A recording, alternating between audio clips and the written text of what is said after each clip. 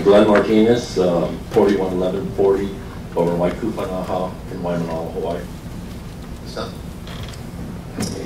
Good afternoon. Mr. Martinez, are you a member of a an organization of farmers? Yes, the Hawaii Farmers Union United. And what's your position with that organization? I'm the president, second term. And are you testifying here today on behalf of that organization? The organization is favor for it.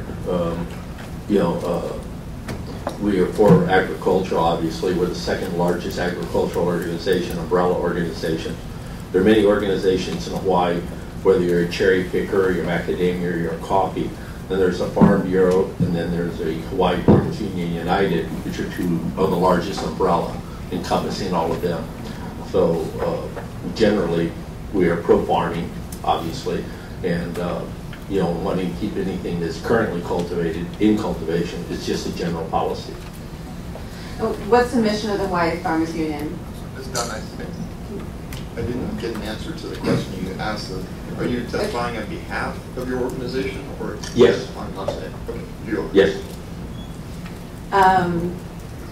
Has there been an official vote among the board of the Farmers Union, I guess I should say, to have you come testify here today? It's discussed at board meeting. There's general consensus for it. Didn't require board action. I normally and regularly testify at the state legislature. I'm not allowed to make any public statement or any policy statement regarding any issue without it being vetted through the board. Okay. And this is generally accepted, and discussed in our board. Okay. And about how many members are there of the Hawaii Farmers Union? We run between 230 to 362. It's you have about 230 farms, and then you have more people. You have some farms have 2 people, some have 4. So you have a range of as far as the membership goes. Has your membership been increasing over the past few increasing. Years? And so I think you referred to this before. Is there a general consensus among members of the Farmers Union with regard to this project? Yes. And what is the position of the members of the Farmers Union? The overall policy from the National Farmers Union all the way down to Hawaii, the written mission statement is to support family farming. We're anti-agribusiness. We don't tend to go for the large monocropping, Monsanto, GMO. That's not so much the GMO thing as far as the large agribusiness part of, you might say, farming. And we're more orientated toward the small farmer. So when we see diversified farming as opposed to monocropping. So the sugarcane would not join the Hawaii Farmers Union. They joined the Farm Bureau. Monsanto would join Farm Bureau, but they would not even be allowed in membership in our organization just because of the nature of the business. They're an agribusiness, and we are for family farming. So you're president of the Hawaii Farmers Union. Are you also a member of the Farm Bureau? Yeah, I've been a member on and off for 15 years in the Farm Bureau. And many of our members are. About 30% of our members in the Hawaii Farmers Union also belong to the Farm Bureau. It's an economic reality that the Farm Bureau on this island particularly runs about 5 of the most largest farmers markets.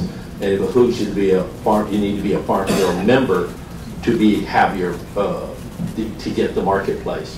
The other thing, there's issues of crop insurance, etc. So there are some business reasons to belong to the Farm Bureau, just like joining Better Business Bureau or Chamber of Commerce. It may have nothing to do with farming. So, going back to this particular project, to your knowledge, has the Farm Bureau taken an official position either for or against the proposed Hoopili development? It's generally recognized and by Dean Nakamoto that the Farm Bureau supports the development, and it's generally recognized the Farmers Union opposes it. But you're not aware of an official vote by the Farm Bureau? No, this is the largest complaint we have within for membership of the Farm Bureau. The way they do business is they have 1 delegate for each 20 members. Those delegates go to convention, and then they vote and set the policy. So members do not have a direct vote. In Farmers Union, it's the exact opposite. We're not allowed to make any public statement, take a policy, or any action unless it's been vetted to the membership. So we have to send out an opinion poll. You mentioned Dean Okamoto. Have you heard him talk about this project? I see his advertisements, and I deal with him regularly. We go to legislature, both of us sit side by side many times, and we agree on many things. When it's family farming, we tend to get along, and when it's agribusiness or development, we tend to butt heads. And do you have any knowledge as to whether he's getting paid to consult on this project? It's been generally recognized, and it's in advertisements and up on YouTube, and he advertises that he is a paid consultant for D.R. Horton, which is president of the Farm Bureau, raises some eyebrows. If I were to take a paid position from any developer or anybody that opposed our mission statement, I would probably be dismissed. I want to shift to focusing on a little bit more about what you do. Can you tell us what is your business? I'm an owner of Aquaponics Gardens. It's a certified organic farm, about 5 acres. Previous life, I was an electrician for 5 years for Amaron HC&D. I was an industrial electrician for him. Helped build the Kapa'a Quarry man sand plant there. So my life started in 1974 for 5 years, was very much construction, very much development, and very proud of it. I mean, I participated in pouring a Pioneer Plaza and a lot of major buildings here. I left them in '79, I opened up Glenn's Electrical, and I did that until the '90s. And so we were a construction shop with up to 17 electricians. So very much into development, and then as the development waned, we went into home maintenance, maintaining what you previously built, kind of a thing. So I was in construction until '96. I bought Aquaponics Gardens, and went a separate path to farming. So since that time, you've been farming and been involved with organic farming. Yes. Do you specialize? Is there any area that you specialize in at Aquaponics Gardens? In aquaponics. I'm considered one of the leaders in aquaponics here in Hawaii and for America. I travel extensively. I lecture for University of Hawaii. University of Hawaii sent me to the Philippines. It sent me to American Samoa. I teach at colleges. I teach aquaponics, doing it. I teach curriculum instructions. Write articles and books on it. I currently, right now, the University of Hawaii has an ATOL program. That's a online training education. It's the first Division V college to offer online training in aquaculture aquaponics, and I'm the lead instructor for the aquaponics. And it's a certificate course for the Outreach College. And so we do a lot of online, training, and I go to Philippines, Korea, China, American Samoa, West Samoa, Tonga, Fiji, and here.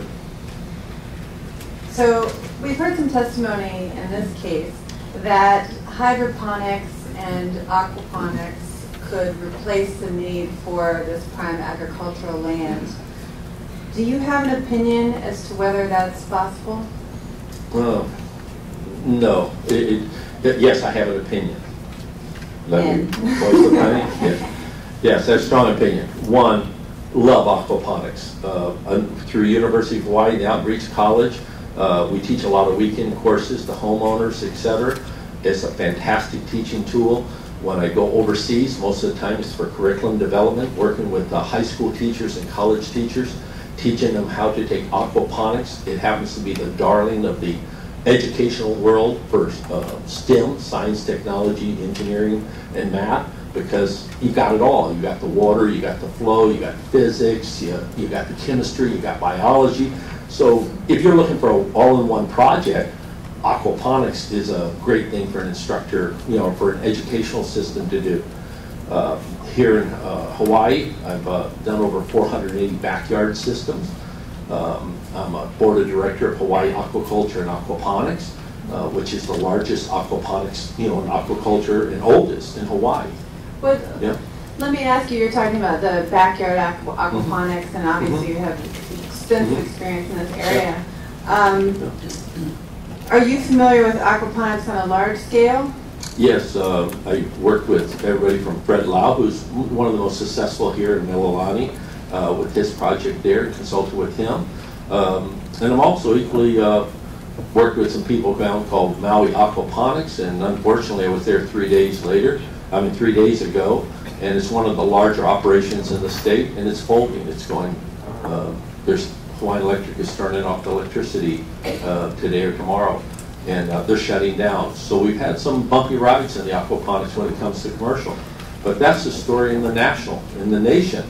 We only know of 5 aquaponic systems that you could call commercial, i.e. where you employ people and you make a net profit, that are successful. As much as I love aquaponics, right now it seems to be better an educational tool and backyard aquaponics. So I don't go around talking people into trying to go into aquaponics as a way to save their home or to make a retirement income. It's just not quite there yet. So in your opinion, it's not feasible to have a large-scale aquaponics, a successful large-scale aquaponics operation in Hawaii? The problem is the cost of the land. If you're going to do aquaponics, you're going to be commercial. It absolutely must be on a flat surface.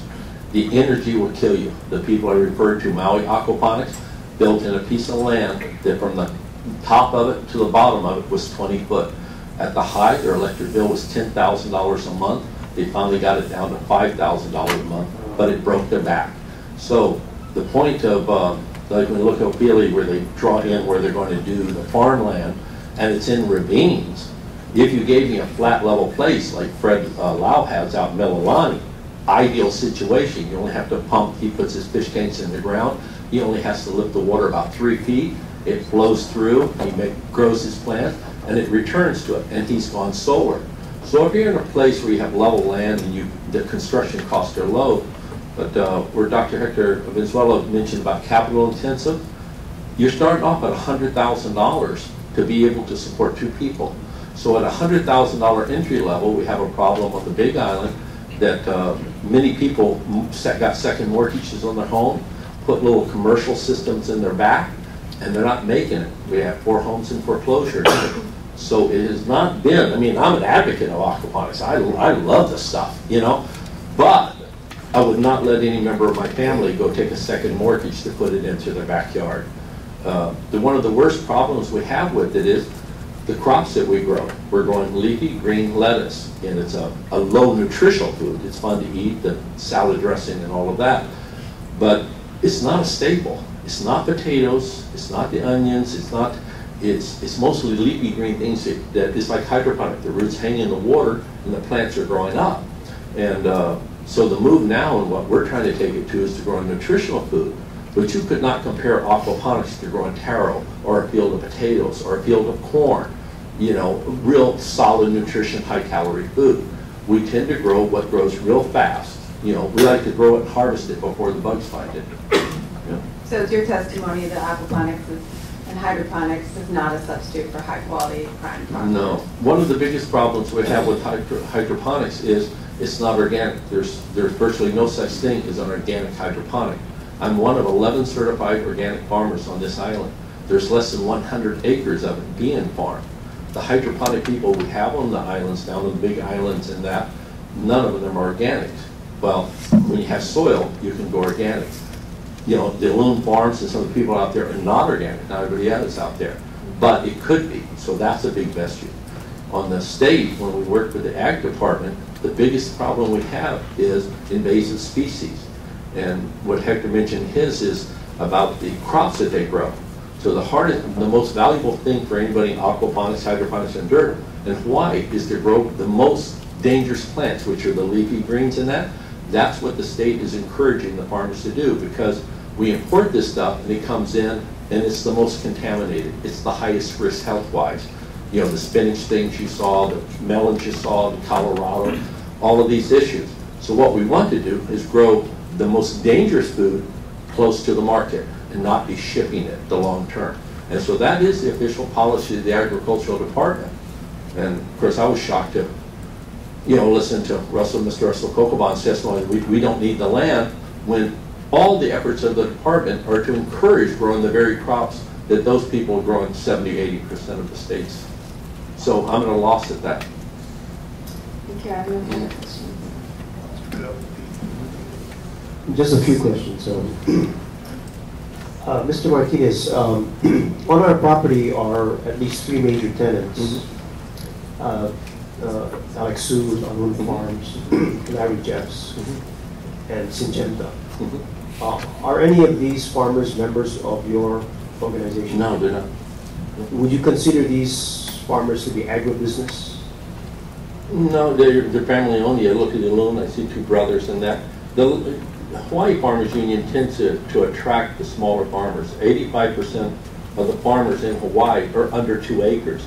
So about 100% of my membership are people with less than 5 acres. We have very few, maybe 2 or 3% that have more than 5 acres. But that goes to profile. You've got about 20 farms that dominate here. They do not tend to join, you know, the Hawaii Farmers Union. So we don't have large companies. Yeah. Do you favor companies like Syngenta and Monsanto growing corn as part of the agricultural activities in the state, or? Yeah, I see them like a person growing, they're not growing food in my opinion, okay? But Hawaii Farmers Union does not restrict its membership to just food farmers and certainly not just organic. They could be cotton farmers. My family comes from the Mississippi area. I mean, you know, some people don't, you know, they look at peanut farmers, they don't think you're really doing food, or macadamias, is it really food? So we're not against them growing the corn in that. From an organic side, I don't like GMO if you're going to contaminate. But it's not a major problem because nobody's growing organic corn, so we don't have that contamination issue. As many, when I go to the National Farmers Union conventions and that, major issue if you were an organic corn farmer and it was blowing over. But as far as being an employer and growing, I don't even care if it was cotton. It's a textile. It's another crop. Mm-hmm. But it's farming. You're in the ground. You're working. They got the same problem with bugs that everybody else does. Yeah. Okay. If we we're looking at you made a statement that you support backyard farming. I love it. Love it. Okay. If Hoopili were to encourage homeowners. Mm-hmm. by providing an area for growing backyard crops and providing the irrigation system to those backyard plots, would you be in support of that type of activity? No, I would love it. The problem comes in that at Olamana Gardens we make a thing called pod garden. You know, a lot of us, that's passion orange juice, you know. But pod garden is, and I went and did a patent pending on it, is pallet organic garden, and it grew out of the Ewa Beach plains. Here was the problem. The developers and the restrictions on the people's land preclude them from digging in their backyards. They cannot go out and dig up their backyard due to the dust. I mean, it's a society that doesn't allow clotheslines, for gosh sake, right? So they have covenants on them. So out of this, we made a business, and it's a good business. We take plastic pallets, put a 1 or 2 foot high side on it, vinyl or wood, whatever, and we fill it full of legal composting soil, and we sell them. These things sell for $200 or $300 a piece. We put them in schools. They can't dig in the ground. Okay, so we have in most of the school system. So it's a way for somebody to farm without digging into the ground. In schools, you don't want to hit conduits and on those kind of issues. But out in Ewa Plains, the developers put these restrictions, or the homeowner association and they can't dig in the ground, so they come buy my pallets. So for me, a good business. But tell you the truth, not a great business. Maybe 1 out of 100 homes. I fly over that regularly just because I'm interacting. There's no backyard gardening going on. It's a few individuals that do it, and a few schools do the tokenism of it. But if it was a reality, you would fly over there. It'd be like flying into Dallas. You see a swimming pool in every backyard. You do not see the backyard. Philosophically, you say, great, I love it. We promote it. If the whole PD project, for instance, didn't have any restrictions about backyard farms and provided an area in the homes for backyard farming, and also irrigation lines. Right. Yeah, that would be great. That would be wonderful. And Aquaponics has been a darling because there are no restrictions on it.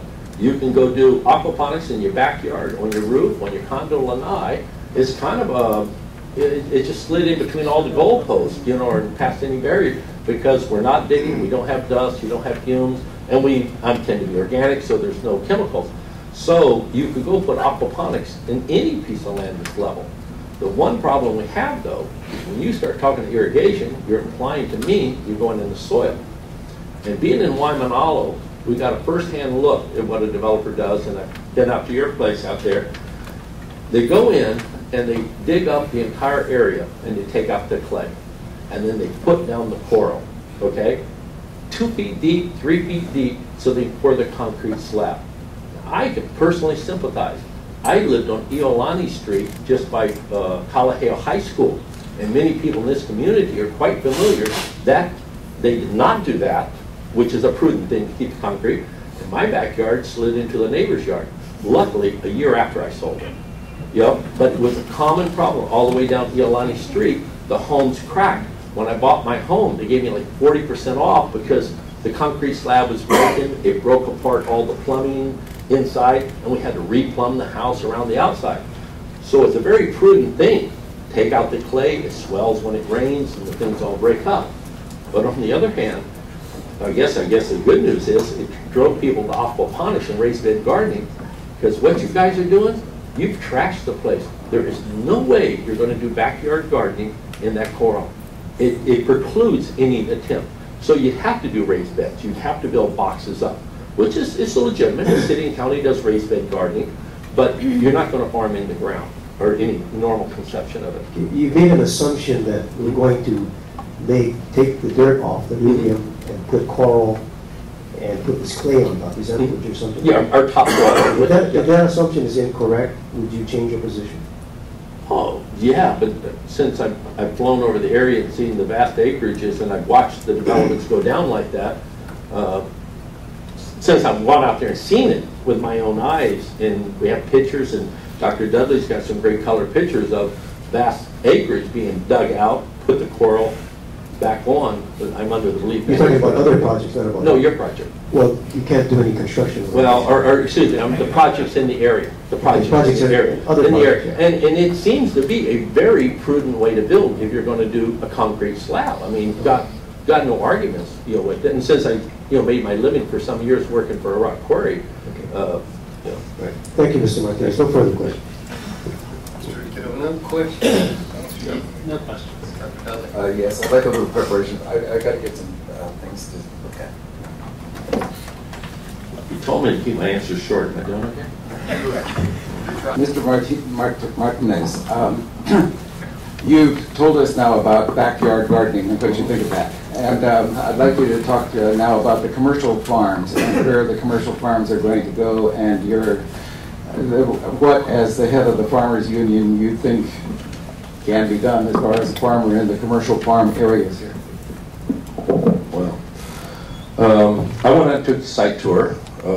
I took a site tour as a courtesy when the Land Commission went up. We drove up, we overlooked it from the hill. After that official tour, then we thanked them, we took a car ride down and we went and looked at the ravines. And from my experience in working with a lot of people at the Illinois Department of Ag, when a farmer goes out onto his land, the first criteria is how much of the land can be farmed. And the standard rule with the Department of Agriculture and with the tax department, we pay no taxes on the ravines. That area gets crossed out. Anything that is over so many degrees slope where a tractor couldn't go on it, they take it out. So if I were to take a look at this and see where they're going to put the commercial farms, is exactly the areas we would never pay tax on and would be declared unfarmable. So to me, it's like somebody did the picture, black is white and white is black. It's a complete absurdity to say that you're going to do ravines that are 50 to 70 foot deep. I've been asked if I would go out as a commercial like Aquaponics guy and put something stepping down. Well, conceivably you could do it. Water flows downhill. The problem is we have the most expensive electricity in the world from an agricultural standpoint to pump it back up. The construction cost would kill you. But if I was representing a farmer and he was going to rent the land, I would black out everything they've got green and say, no way we're paying taxes on it or rent on it. And I wouldn't have an argument with the Department of Ag. I lease land from them, and where you have a stream coming through or you have a ravine, they do it out. You got to know why, they black it out. When you get your 5 acres, you get down, you only have to pay tax and rent on the 3 acres. But what I see here, going by their color code, are ravines I can't even walk across. I mean, you'd have to rappel down or jump or put protective clothing on. So I don't see that going down. And it looks green, it looks nice, but it's like you took the worst piece of land that you can't do anything else with and said, you know what, we'll give that to the farm. you know? I mean, if somebody's inventive and go do landfill, and this island's certainly looking for landfill, I don't know why somebody didn't propose to fill the bloody things, put a layer of topsoil, and that'd be a legitimate farm area. I mean, why not? I mean, we're begging for landfill. I'm not talking garbage or trash. I'm just talking about the dirt when they build highways and everything else. But why leave a ravine there? Why not make it grade A property? If that land was flat and level and had put a topsoil, it'd be a great farm area. But as I see it, I don't know what you do with it. Thank you very much. Any other questions? Mr. Seitz? Correct? No. Commissioners, questions? Commissioner Judge? Thank you, Mr. Martinez. Can you just clarify for me, you keep saying aquaponics, hydroponics, are they the same thing or are they different? No, both use water. Hydroponics is water working, that's what you agree. Aquaponics is water working. The difference is, in hydroponics, it's non-organic. And by legal definition, it basically is petrochemicals, NPK. You take it, you mix it up in water, and they have two solutions. And they name them internationally. Everybody agreed. It's called A and B. You know, Mondays you put in A, you know, Tuesdays you put in B, and you rotate back and forth. The difference is in aquaponics, every 6 to 8 weeks you have to throw the whole batch out, and you have to start all over again. On the other hand, and there's nothing alive. In between batches, they sterilize everything with bleach water or some similar compound. So they grow in a dead, sterile environment, static environment. And they will give the plant whatever the plant needs. Of course, the more they give it, the more it costs them that. But there's no way for them to be organic, okay? But they can grow in some tough conditions. Take aquaponics, exactly the opposite. All the aquaponics are organic, okay?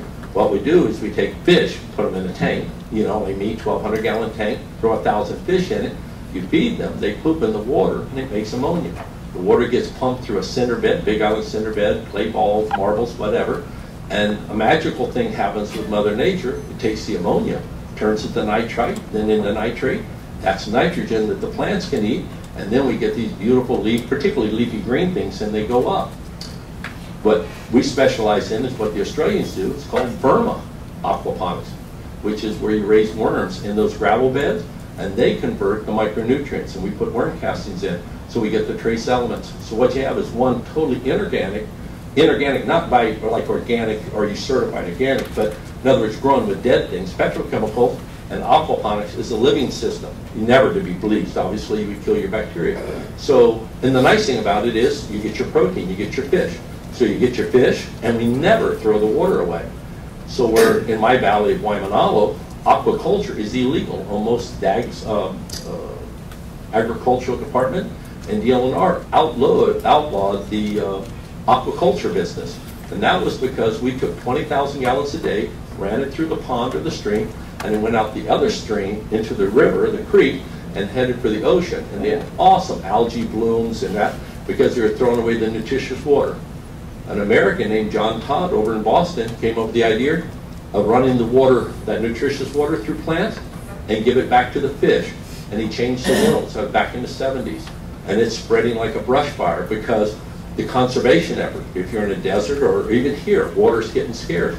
My farm has gone from 20,000 gallons usage a day from the stream to 50 gallons a day. So if you were going to do an irrigation system or that, no need. They take it right out of the house faucet, save yourself a fortune. You fill it up one time, it stays full, and you only top it off for the evaporation or what the plants are drinking. And I always love it when people, they want to use as little water as possible, like they want to get the best gas mileage on their car. And I say, you know, where do you bite into that juicy tomato, where do you think the water came from? You know, I mean, in other words, he's got to use some water. But basically, aquaponics only uses 2 to 5% of the water that any other form of farming does, and it grows 8 times more food in the same space. Now, those are universal recognized that that's average better. So if you were in a community like they were talking earlier about, we're into declining water usage, aquaponics is a winning strategy. The downside of it is capital intensive. They haven't really gotten down to getting, we build them out of 55-gallon drums of that, but the capital is a little problem. That's the only downside of aquaponics on it. So we teach people to go to Home Depot and buy plastic trays, do 55-gallon drum, and make an affordable system that in an average little backyard, you can grow the food that that family needs. The problem is hydroponic or the aquaponic is, can you make a living doing it? You might supplement your income, but when you grow your own food in your backyard and you eat it, you're getting full retail value for it. You eat a $4 tomato, you just save $4. When I go to sell the tomato, I sell it for $2, half the price. So it's a little bit tougher nut. So aquaponics in the backyard, a community replacing its food, if everybody could grow half or 2/3 of their leafy green salads and all that, it would make a major economic impact and it'd certainly be a benefit to a community to do so. And from a standpoint of building a house, throw in $3,000 for an aquaponic system. If you were to do that and not have to do all the irrigation, that would be a good thing, you know? And it's clean, it's stuff's free, it's got a lot going. But that wasn't a short answer, was it? No.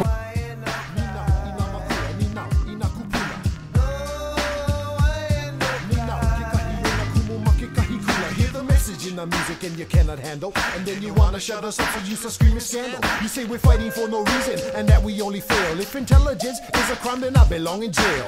No more watching the world go by, my friend. Somebody gonna die if I see my tutu cry again. Hawaiian man, Hawaiian land. I rap there for YM, and if you ask me why I rap Hawaiian, then I tell you cause I can. You cannot understand, so you start dissing. The last person that tried to shut me up is still missing. This is the land, so tell me why must we pay rent? If I happen to ignore you, it's because you're ignorant. Pidgin is the dialect that I select when I talk. But tell me, can you walk the walk? You say library, I say library. I tell you why I call it the library, cause that's where they bury all the lies you can't believe. Everything you read, the words of our kupuna is all you really need, and then you tell me that I'm arrogant because I call you ignorant. When it's apparent that you're blaming me for your stupidity, when you should blame your parents. Pilgrims, that's the way it is. Not prejudice, I'm just telling it like it is. My words upset your belly just like indigestion. To snap or not to snap, that is my question.